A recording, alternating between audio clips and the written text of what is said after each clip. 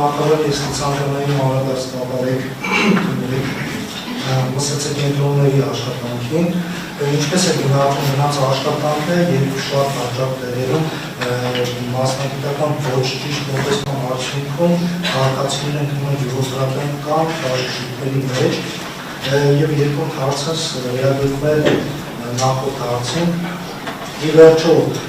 կենսաթոշակների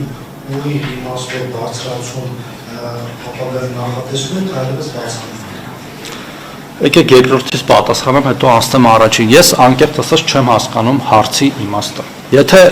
նպատակը շատ գումար ստանալն է մեր քաղաքացիների, ինչ տարբերություն, ինչպես է դա բարձրացվում, երբ որ ես ներկայացնում եմ մեխանիզմ, թե դա ինչքան ձեռնտու է թե շահառուին եւ թե պետությանը։ Եվ մենք այս ծրագրի վրա միլիարդավոր դրամներ ենք ծախսում եւ այս տարի հիմա թիվը անգից չեմ հիշում, բայց տասնյակ միլիարդավոր դրամների հետ վճար ենք տալի, որը ըստ էության բարձրացում է։ Հիմա դա բարձրացում է այս նորարարական գործիքով, թե պարզապես բազմապատկած ինչ որ ֆորմուլա է, որով հաշվարկվում է թոշակը, թե սա թոշակառուի համար ինչ տարբերություն։ Ես կարծում եմ, որ ոչ մի չի կարելի, թույլ տվեք մինչև վերջ ավարտեմ խոսքս։ Մանավանդ երբ որ առևտուրը նորից եմ կրկնում, անկախիկ ենք ամեն ինչ դարձնում մեր երկրում եւ դա խրախուսում ենք ապագայում նաեւ կանխիկի վերացմանն է այս ամեն ինչը գնում։ Առաջի հարցին, տեսեք, ձեր հարցը ունի երկու կոմպոնենտ՝ մեծ ռազմավարական եւ տեղային։ Ռազմավարական կոմպոնենտը մեր ծառայությունների թվայնացումն է, որի ուղղությամբ մենք գնում ենք եւ օրինակ անցյալ տարի ունեցել ենք որոշակի թվայնացված ծառայություններ, որոնք ի սկզբանե խոչընդոտներ են եղել, հետո լուծվել են եւ իմ կարծիքով, իմ խորին համոզմամբ, ոչ թե կարծիքով, մենք ինչ որ մի օր քաղաքացուց դիմում չպետք է ընդունենք որևէ քաղաքացին չպետք է գա որևէ մեր կենտրոն, պարզապես չպետք է գա։ Այդ ամեն ինչը պետք է լինի ավտոմատ կամ օրինակ ինքը դարձավ 63 տարեկան եւ ունի 10 տարվա աշխատանքային ստաժ, ինքը ավտոմատ սկսում է թոշակ ստանալ, չի գալիս դիմում, չի գրում։ Հիմա մի օրինակ բերեմ, նույնիսկ աշխատող կենսաթոշակառուները, երբ որ իրենք շարունակում են աշխատել, իրենց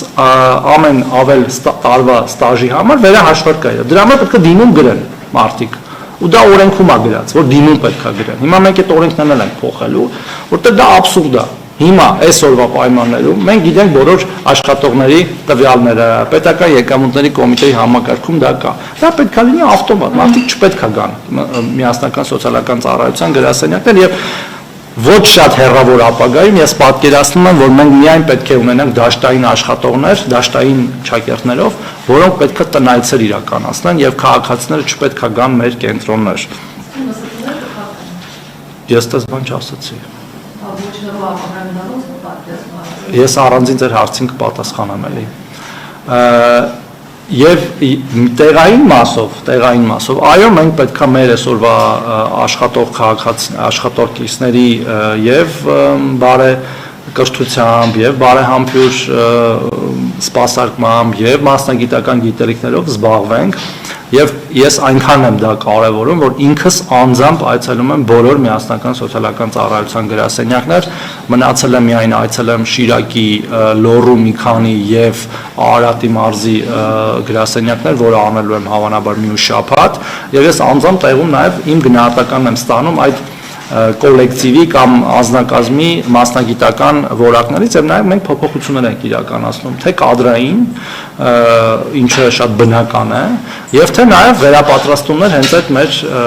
մասնագետների եւ ընդհանրապես մի օրինականացված աշխատանք, այսինքն որպեսզի բոլորը նույն կերպ աշխատեն, սկսած նույն հարցին նույն կերպ պատասխանեն։ Մի քիչ կարող է ռոբոտիզացիայի նման լինի, բայց դա ճիշտ է, որտեվ եթե դու սկսում ես նաև իմպրովիզներ անել, այդ ժամանակ ես դու սկսում սխալ բաներ ասել, հա, որտեվ երբեմն դու ինչ որ բաներ հորինում ես, որ կոպիտ ասած տակից դուրս գաս, բայց պետք չի տակից դուրս գալ։ Մենք կտանք մեր աշխատակիցներին, իդեպ դա նաև վերաբերում է մեր թեժ գծին, որը շատ կներեք, բայց ծանրաբեռնված է աշխատում եւ երբեմն չի հասցնում զանգերին պատասխանել եւ զանգերի պատասխանելուց էլ երբեմն չի կարողանում ճիշտ պատասխանել, այդ մասով էլ սկրիպտեր են ներդնելու, հարց պատասխան, ուղղորդում, այսինքն հնարավորինս ռազմավարական մակարդակի փորձելու են լուծել, բայց նաեւ տեղային լուծումներ տալ, եւ եթե կլինեն, ես դες խնդրում եմ նաեւ եւ ներկաներին եւ բոլոր լսողներին մեզ եթե լինում են կոնկրետ դեպքեր, ես ինքս օրական տասնյակ մեր քաղաքացիների եմ եւ նամակներով էլեկտրոնային եւ սոցիալական մեդիայով պատասխանում, այդպիսի խնդիրներ մենք նաեւ ինդիվիդուալ դեպքերով կզբաղվենք։ Իսկ մի հատ վերադառնալով Տիկի Ղալեչյանի հարցը, որ ասեք ՄՍԾ-ները փակելու են։ Փակելու մասին չի խոսքը, բայց մեր աշխատանքի հիմնական արդյունքը այն պետք է լինի, որ մեր տեղը ոչ մեկ չիմանա, այդ ամեն ինչը այնքան, որ նույնիսկ նախարարության անունը չհիշեն մեր քաղաքացիները։ Ես ասում եմ, որ մեր վերջնական նպատակը դա պետք է լինի։